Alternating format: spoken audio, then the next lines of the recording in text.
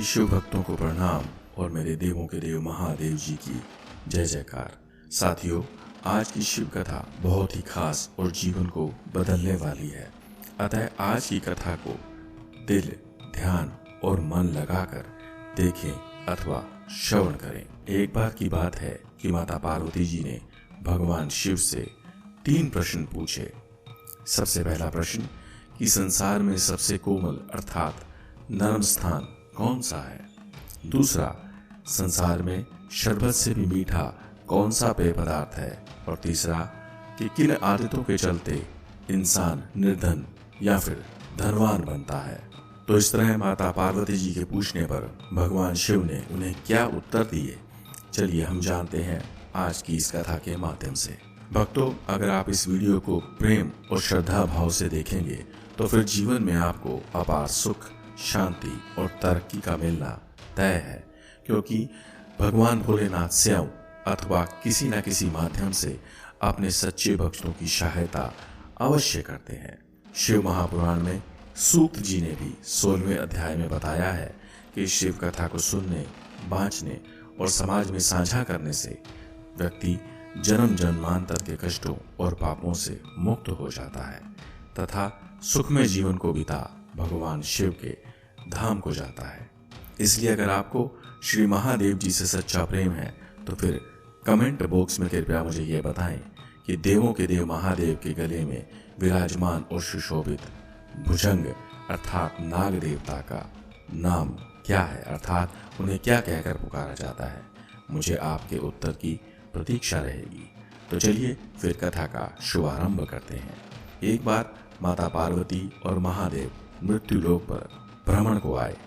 नंदी पर सवार भगवान शिव और माता पार्वती का वह स्वरूप मेरी वाणी और शब्दों से एकदम परे है। पृथ्वी का अवलोकन करने के बाद और विचरने के बाद और धरती की दशा और काल की गति को देखने के बाद वह वापस कैलाश को लौट गए। कैलाश पर पहुंचने पर माता पार्वती ने महादेव से कहा कि प्राणनाथ, मेरे हृदय में 3 प्रश्न उत्पन्न हुए हैं, कृपया उनका निवारण करें। जिस पर भगवान भोलेनाथ ने कहा कि हे प्रिय पार्वती, पूछिए वह ऐसे कौन से 3 प्रश्न हैं जो आपको व्याकुल किए जा रहे हैं। जिस पर माता पार्वती ने कहा कि भगवान, धरती का अवलोकन करते हुए मुझे ये ज्ञात हुआ कि मनुष्य अपने आचरण को धर्म और शास्त्रों के अनुसार नहीं कर रहा है, यानी वो प्रतिकूल व्यवहार कर रहा है। विशेषकर मानव अपने माता पिता और बड़े बूढ़ों के साथ अच्छे से व्यवहार नहीं करता, अर्थात उनका रवैया अपने माता पिता के लिए ठीक नहीं दिखाई पड़ता।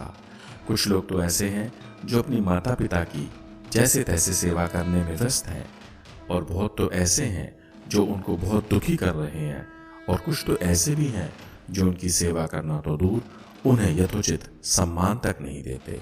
इसके अलावा धरती पर ऐसे भी अनेकों मनुष्य हैं जो सुखी, संपन्न और खुशहाल हैं, जबकि कुछ लोग ऐसे भी हैं जो पूर्णतः व्यथित और बेहाल हैं। इसलिए भगवान, मेरे ये 3 प्रश्न हैं जिनका उत्तर मैं खोज रही हूँ।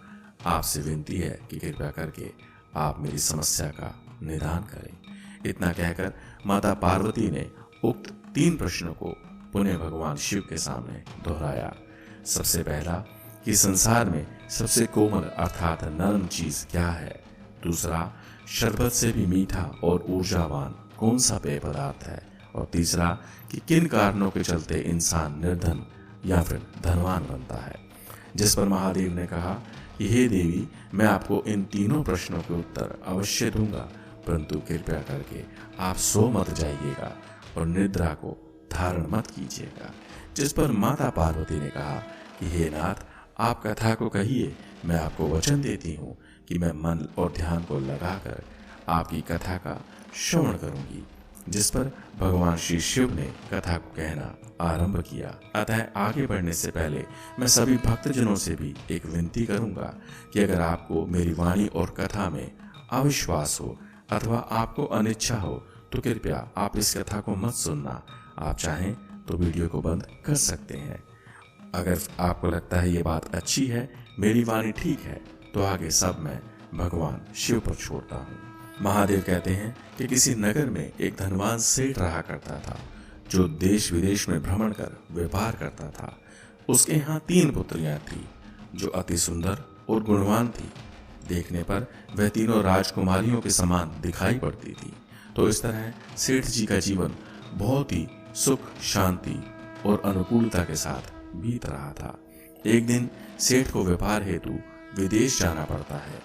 यह एक वो देश था जहाँ सोने, चांदी और बहुमूल्य वस्तुओं की खान थी, जिसके चलते वहाँ एक से एक उन्नत और सुंदर चीजों का निर्माण होता था।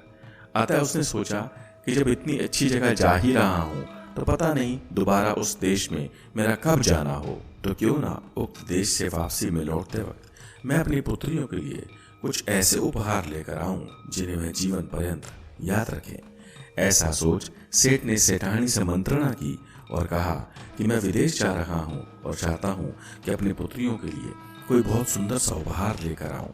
जिस पर सेठानी ने कहा कि सेठ जी, अब हमारी पुत्रियां बड़ी हो चुकी हैं, उनकी सोच, विचार और इच्छाएं बदलने लगी हैं, तो कितना अच्छा हो कि अगर आप स्वयं बेटियों से जाकर ये पूछें कि उन्हें किस चीज़ की आवश्यकता है तथा उनकी इच्छा अनुसार ही उन्हें उपहार ला कर दें। जिस पर सेठ ने बड़ी बेटी को बुला भेजा और उसके आने पर उससे एक प्रश्न किया कि हे पुत्री, आप मुझसे कितना प्रेम करती हो।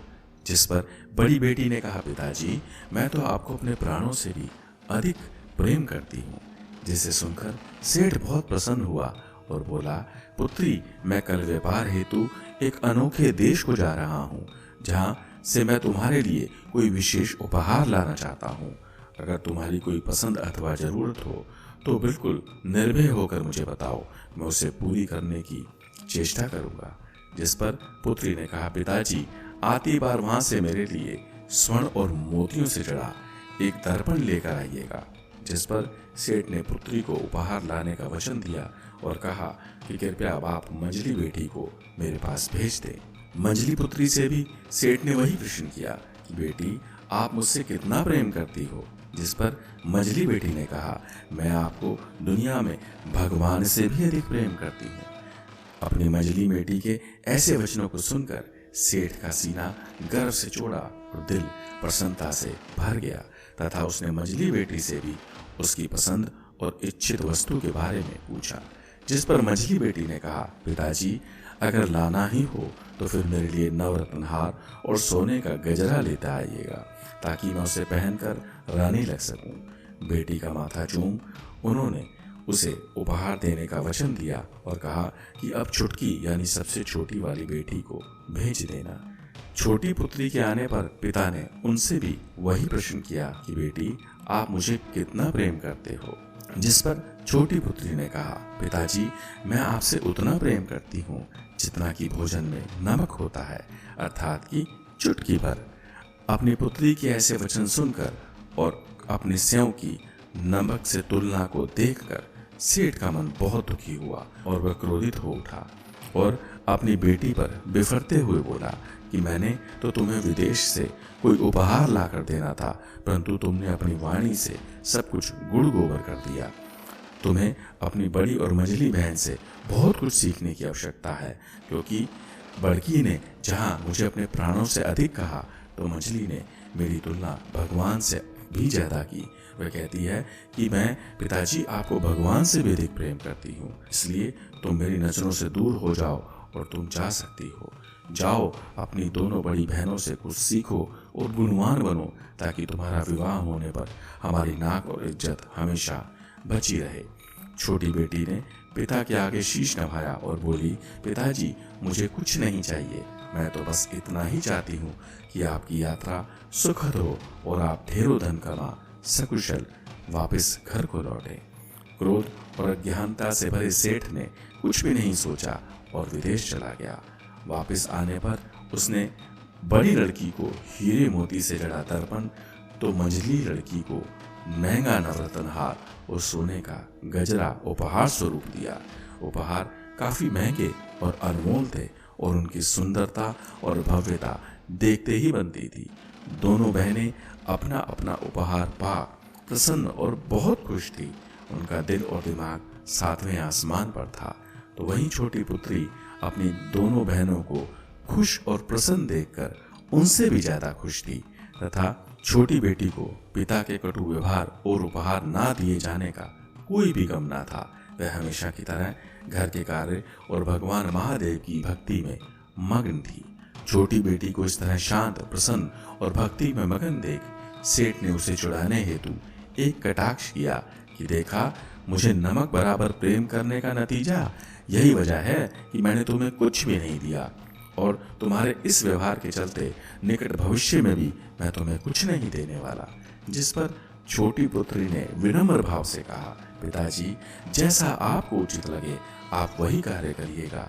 मेरे लिए तो आपका सकुशल वापस लौट आना और बड़ी बहनों को वांछित उपहार देना ही पर्याप्त है। तो इस तरह समय बीतता गया और तीनों बेटियां बड़ी होने लगी। एक दिन एक सुंदर, सजीला और लंबा चौड़ा नौजवान जो उस राज्य का राजपुत्र था, राजकुमार था, वह नगर में भ्रमण हेतु आया। गर्मी की इस भरी दोपहरी में उसे बहुत तेज प्यास लगी तो वह सेठ के घर जा पहुंचा और उसने सेठ से जल की मांग करी, जिस पर सेठ ने उसे जलपान और उचित सम्मान देते हुए उसका यथोचित सत्कार किया। उस वक्त सेठ की तीनों पुत्रियां वहीं आसपास ही थी, जिनकी चंचलता, क्रियाकलापों और व्यवहार को वह राजपुत्र काफी देर से गौर करके देख रहा था। जाने से पहले उसने सेठ से कहा कि हे दयालु नगर सेठ, मेरे पिताजी अर्थात राजा साहब मेरे विवाह हेतु सुयोग्य कन्या को ढूंढ रहे हैं, परंतु जितना मैं देख पा रहा हूँ मुझे आपकी सबसे छोटी पुत्री मन को भा गई है। उसकी सुंदरता और व्यवहार कुशलता से मैं बहुत प्रभावित हुआ हूँ। मैं चाहता हूँ कि आप अपनी छोटी पुत्री का विवाह मेरे संग करके राजा साहब के समधी बने।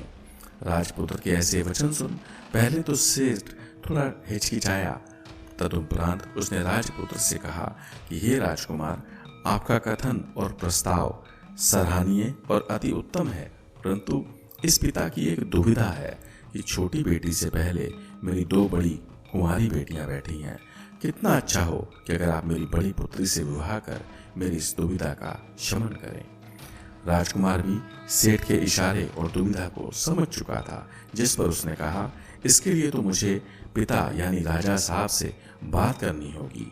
अगर उन्हें आपकी बड़ी पुत्री सुयोग्य लगेगी तो वह इस रिश्ते के लिए हाँ कर सकते हैं और इस कार्य के लिए आपको अपनी बड़ी पुत्री को मेरे संग महल में भेजना होगा। अगर बात बनती है तो फिर मुझे कोई आपत्ति नहीं है, और नहीं तो मैं सकुशल आपकी पुत्री को स्वयं आकर वापस आपके पास छोड़ जाऊंगा, ऐसा मेरा वादा है।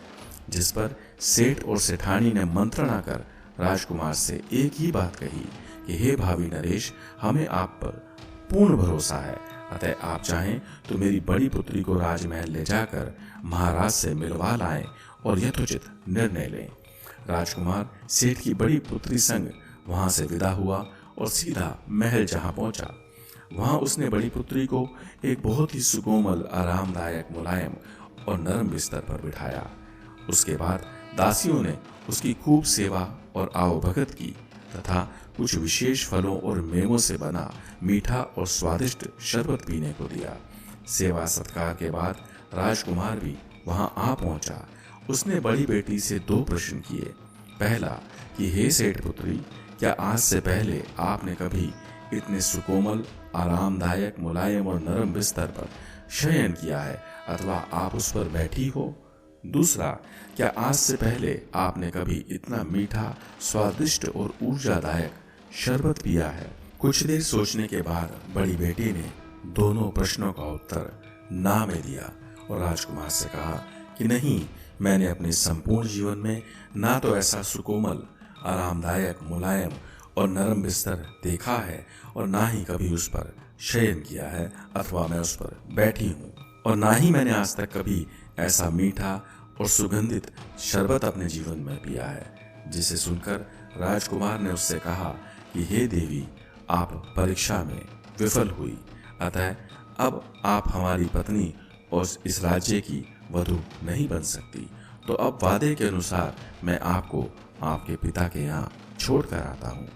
सेठ के घर पहुंच राजकुमार ने बाइज्जत सेठ की पुत्री को सेठ जी को वापस सौंप दिया, जिस पर सेठ ने मंजली पुत्री को ले जाकर राजा साहब को मिलवाने का प्रस्ताव रखा। सेठ के अनुग्रह पर राजकुमार मंजरी लड़की को भी ले महल में पहुंचा तथा उसके साथ भी वही सब कुछ दोहराया जैसा उसने बड़ी बेटी के साथ किया था। जिस पर मंजली का उत्तर भी वही था कि ना तो कभी उसने इतने नरम बिस्तर का कभी कोई अनुभव किया है और ना ही उसने कभी ऐसा मीठा और लाजवाब शरबत पिया है। तब राजकुमार ने उसे भी यही कहा कि हे देवी, आप भी इस परीक्षा में विफल हुई। अब आप हमारी पत्नी और इस नगर की, इस राज्य की वधू नहीं बन सकती। तो चलिए, वादे के अनुसार मुझे आपको आपके पिता के पास छोड़ना होगा। सेठ के घर पहुंच राजकुमार ने मंजली पुत्री को बाइज्जत सेठ जी को लौटा दिया और कहा कि हे सेठ जी, चूंकि आपकी दोनों पुत्रियां राजा साहब की परीक्षा में विफल रही हैं, तो क्या अब मुझे आपकी छोटी पुत्री को राजमहल ले जाने की आज्ञा है, क्योंकि अब नियमानुसार इन्हें भी उसी परीक्षा को देना होगा जो आपकी दोनों पुत्रियों ने दी है। सेठ ने लगभग नाक मुंह सिकोड़ते हुए अनमने मन से अपनी छोटी पुत्री को राजकुमार के साथ भेज दिया ताकि उसे भी योग्य एवं अयोग्य घोषित किया जा सके।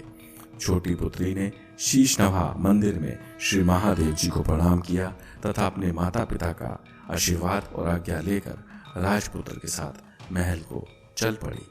महल पहुंचकर राजकुमार ने विधि अनुसार छोटी पुत्री को भी सुकोमल, आरामदायक, मुलायम और नरम बिस्तर पर बिठाया और दासियों ने उसे सुगंधित, अत्यंत मीठा, रस से भरपूर ऊर्जादायक शरबत पेश किया। जैसे ही राजकुमारी ने शरबत पिया, राजकुमार भी उसके पास आ पहुंचा और छोटी पुत्री से उसने अपना पहला प्रश्न किया कि हे सेठ पुत्री, क्या आज से पहले कभी आपने इतने सुकोमल, आरामदायक, मुलायम और नरम बिस्तर का अनुभव किया है अथवा आपने उस पर शयन किया है?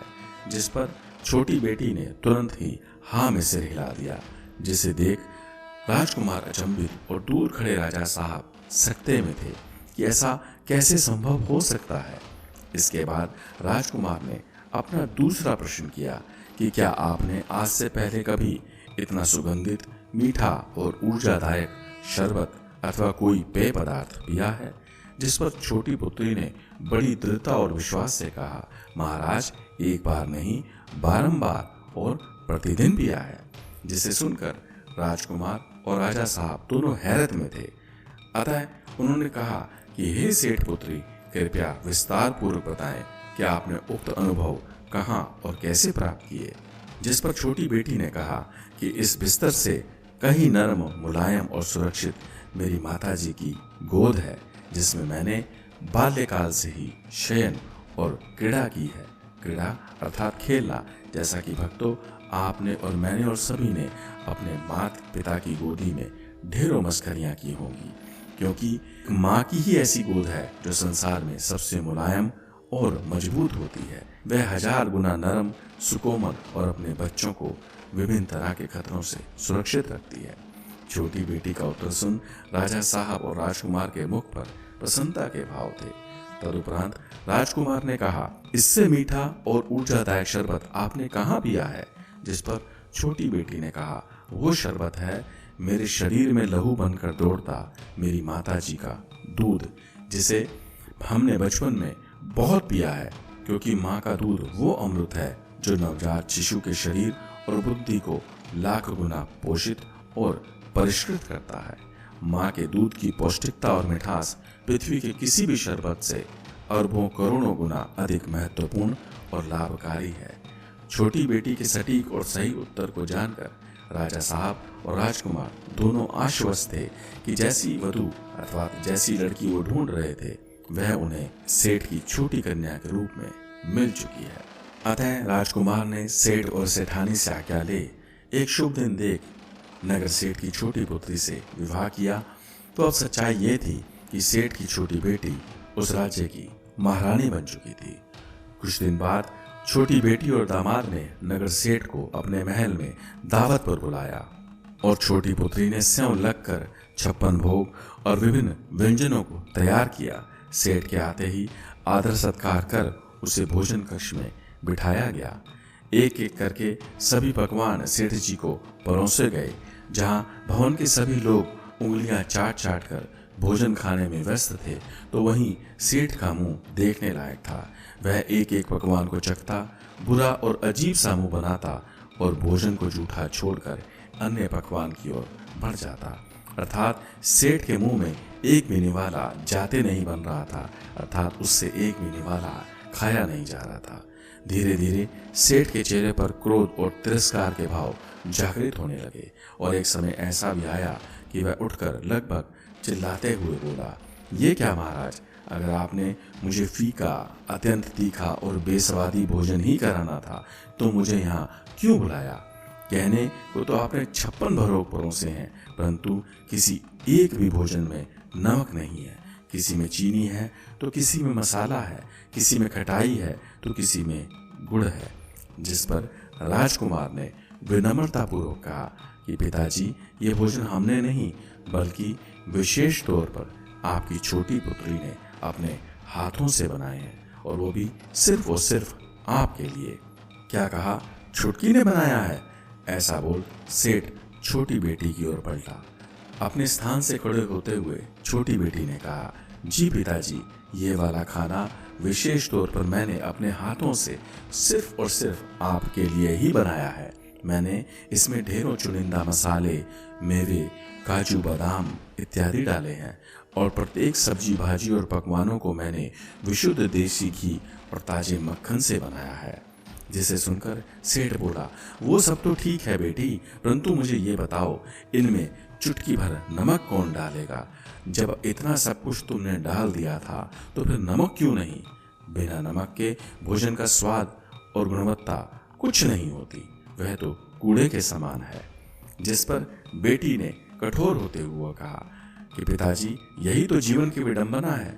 जब वर्षों पहले मैंने आपको विदेश जाते हुए आपके द्वारा पूछे जाने पर यही कहा था कि पिताजी, मैं आपको उतना ही प्रेम करती हूँ जितना कि भोजन में नमक होता है, अर्थात चुटकी भर।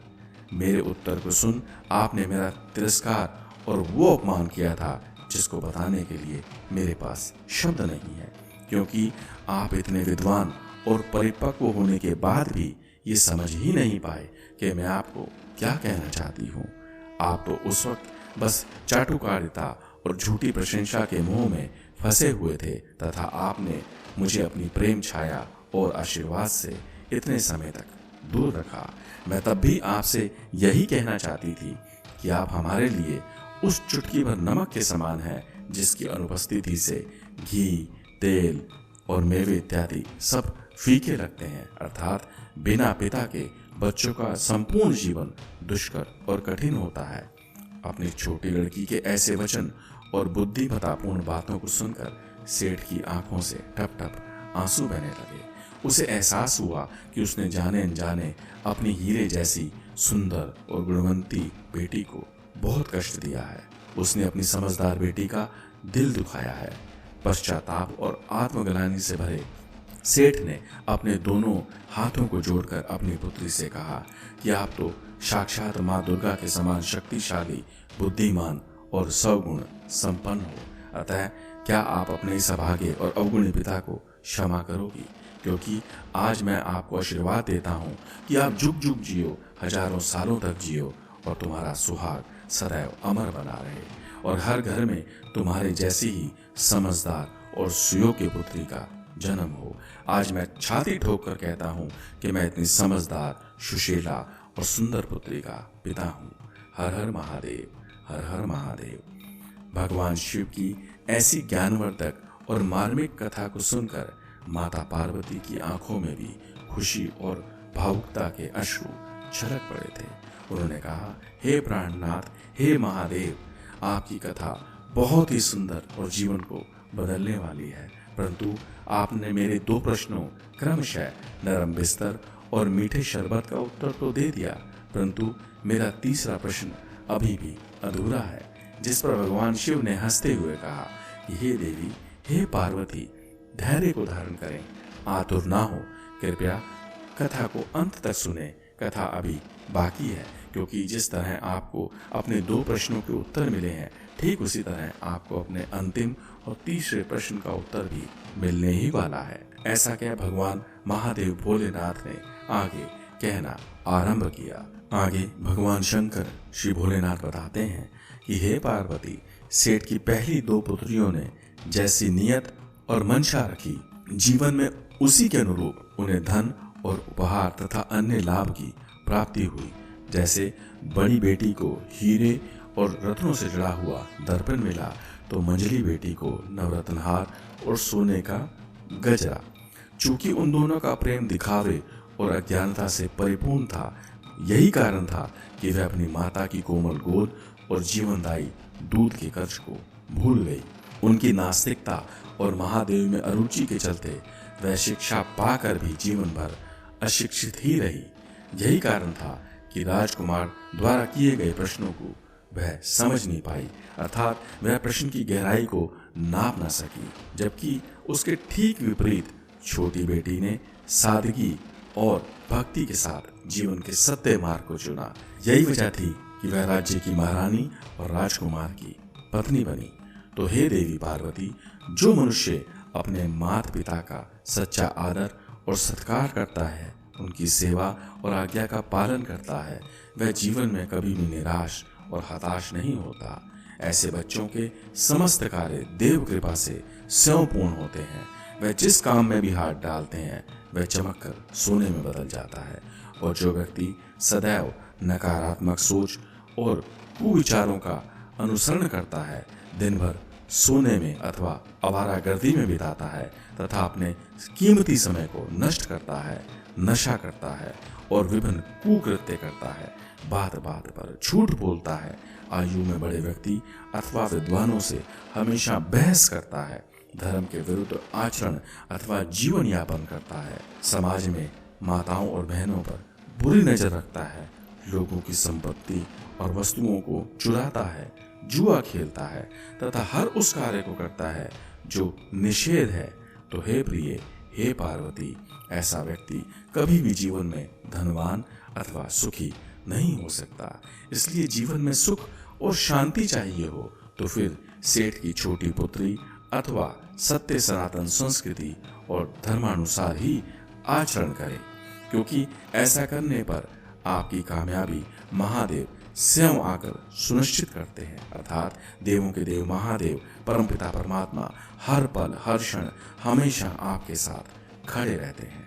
महादेव के ऐसे वचन सुन माता पार्वती ने शिव को नमन किया और बोली, हे भोलेनाथ, आपकी इस शिक्षाप्रद कहानी से आज सारा संसार लाभवंती हुआ होगा और मनुष्य शेष जीवन बिताकर वैकुंठ धाम को प्राप्त कर पाएगा।